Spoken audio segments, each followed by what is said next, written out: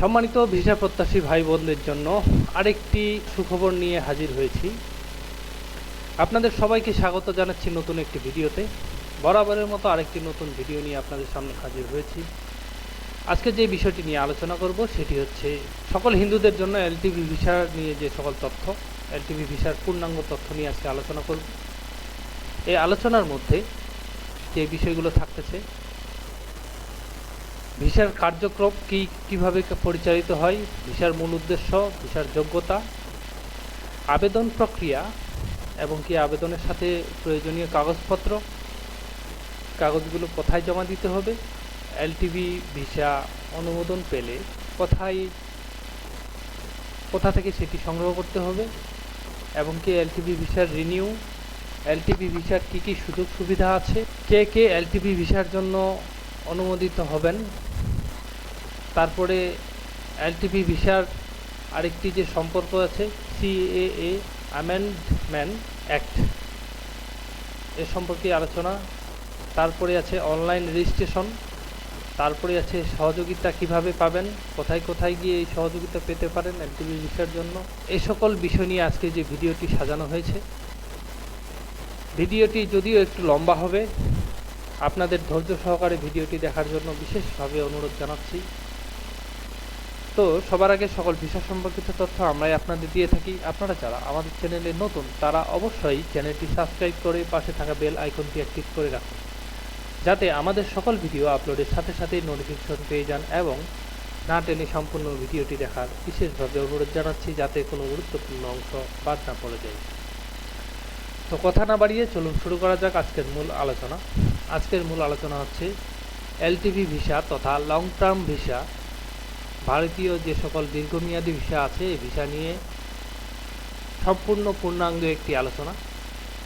এই ভিসার কার্যক্রম নিয়ে প্রথমেই আমরা এখানে দেখতে পাচ্ছি এলটিভি ভিসা কার্যক্রম বাংলাদেশের জন্য পূর্ণ বিবরণ।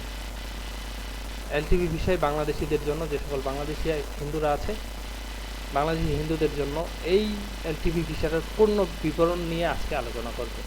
এলটিভি ভিসার মূল উদ্দেশ্য, ভারত সরকার 2015 সালের পর থেকে এমন বাংলাদেশি নাগরিকদের জন্য এলটিভি ভিসা চালু করে যারা হিন্দু, শিখ, বৌদ্ধ, খ্রিস্টান, জৈন বা পার্সি ধর্মাবলম্বী এবং ধর্মীয় নিপীড়নের শিকার হয়ে বাংলাদেশ থেকে ভারতে পালিয়ে এসেছে এবং ভারতে দীর্ঘমেয়াদী থাকতে চান বা ভবিষ্যতে ভারতের নাগরিকত্বের জন্য আবেদন করতে চান।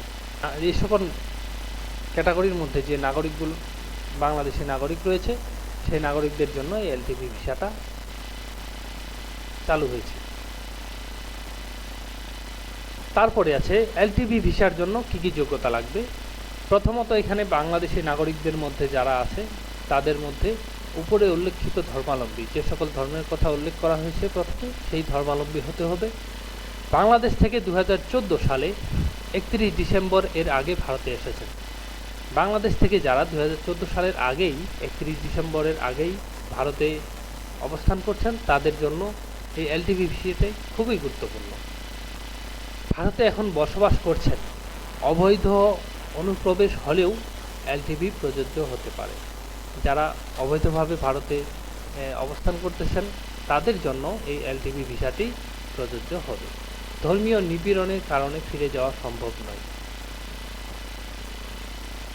ধর্মীয় নিপীড়নের কারণে ফিরে যাওয়া সম্ভব নয়, এই কথাটি থেকে বোঝানো হয়েছে যে যারা ধর্মীয় নিপীড়নের শিকার, বিভিন্ন প্রকার সংখ্যালঘুদের মধ্যে, তাদের এই সকল ভিসার জন্য, এই এলটিভি ভিসার জন্য তারাই আবেদন করতে পারে। আবেদন প্রক্রিয়া এখানে আছে। স্থানীয় প্রশাসনে যোগাযোগ করুন। আপনি যে রাজ্যে আছেন সেখানে স্থানীয় ডিএম তথা ডিস্ট্রিক্ট ম্যাজিস্ট্রেট অথবা FRRO foreigner regional registration office এ আপনাকে যেতে হবে। ওখানে যাওয়ার পরে প্রথমে আপনাকে প্রাথমিক নিবন্ধন ও তথ্য দিতে হবে। আপনার পার্শ্ববর্তী যে সকল রাজ্য আছে সেই রাজ্যের ডিস্ট্রিক্ট ম্যাজিস্ট্রেট অফিসে আপনাকে তথা FRRO এই সেন্টারে গিয়ে আপনাকে প্রাথমিক নিবন্ধন দিতে হবে এবং কি তথ্য দিতে হবে। তারপরে আছে প্রয়োজনীয় নথিপত্র, কি কি কাগজপত্র জমা দিতে হবে। আপনার সাথে নিচের নথিগুলো থাকা অবশ্যই দরকার।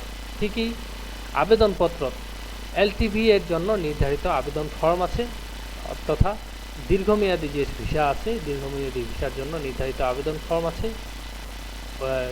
নিকটস্থ অফিস থেকে এই আবেদন ফর্ম সংগ্রহ করে আবেদন ফর্ম সম্পূর্ণরূপে এবং কি নির্ভুলভাবে আবেদন ফর্মটি পূরণ করতে হবে।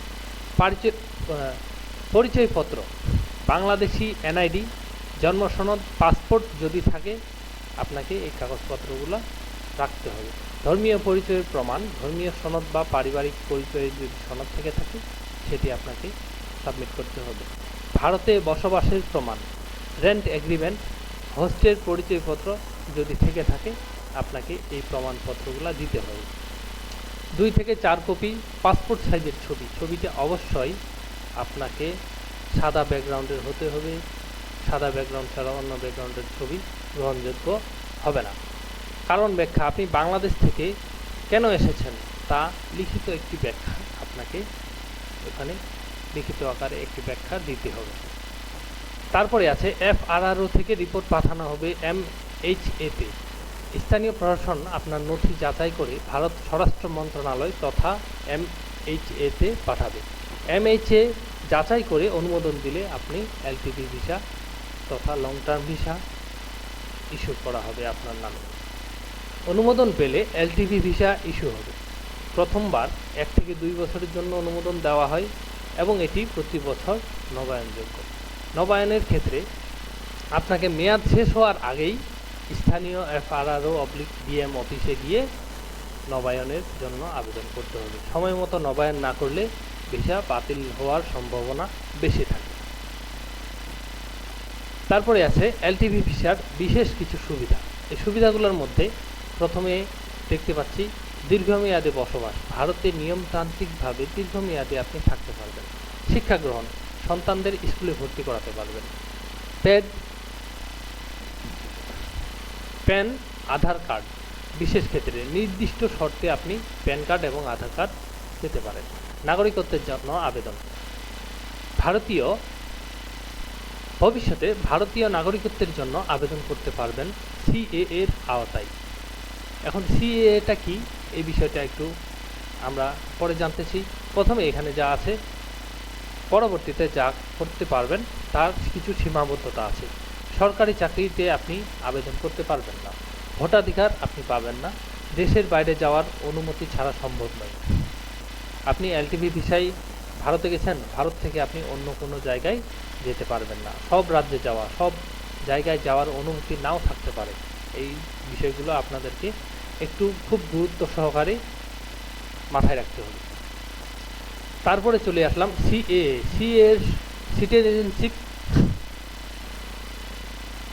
সিটিজেনশিপ অ্যামেন্ডমেন্ট অ্যাক্ট এর সম্পর্কে আপনি বিস্তারিত এখানে জানতে পারবেন।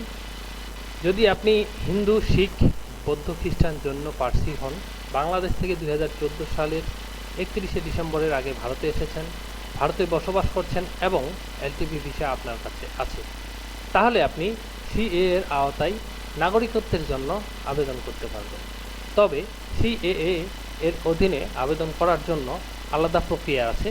হয়তোবা আমরা পরবর্তীতে কোনো এই CAA এর বিষয় নিয়ে কোনো ভিডিও চ্যানেলে আপলোড করব, আপনারা যদি এই বিষয়টি সম্মতি দেন, অথবা আপনারা কমেন্টেও জানাইতে পারেন যে CAA সম্পর্কে বিস্তারিত যদি আপনার জানার ইচ্ছা হয়। তারপরে আছে অনলাইন রেজিস্ট্রেশন প্রযোজ্য ক্ষেত্রে। কিছু কিছু রাজ্য বা শহরে FRRO অনলাইন পোর্টাল ব্যবহার করা যায়। অনলাইন পোর্টাল লিঙ্ক হচ্ছে indianfrro.gov.in। এই সার্ভারের লিঙ্কে প্রবেশ করে আপনাকে আবেদন করতে হবে।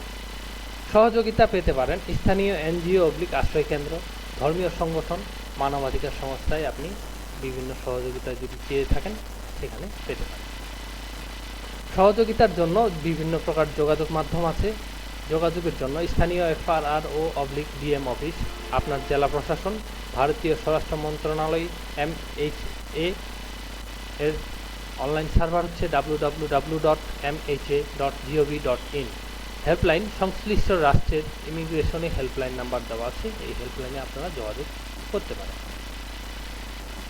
তো ভিডিও শেষ পর্যায়ে যে শেষ কথা আছে, শেষ কথাটি আমরা আপনাদেরকে একটু বিশেষভাবে মনে করে দিতে চাই। এই বিষয়গুলো খুব গুরুত্ব সহকারে আপনাদেরকে মাথায় রাখতে হবে।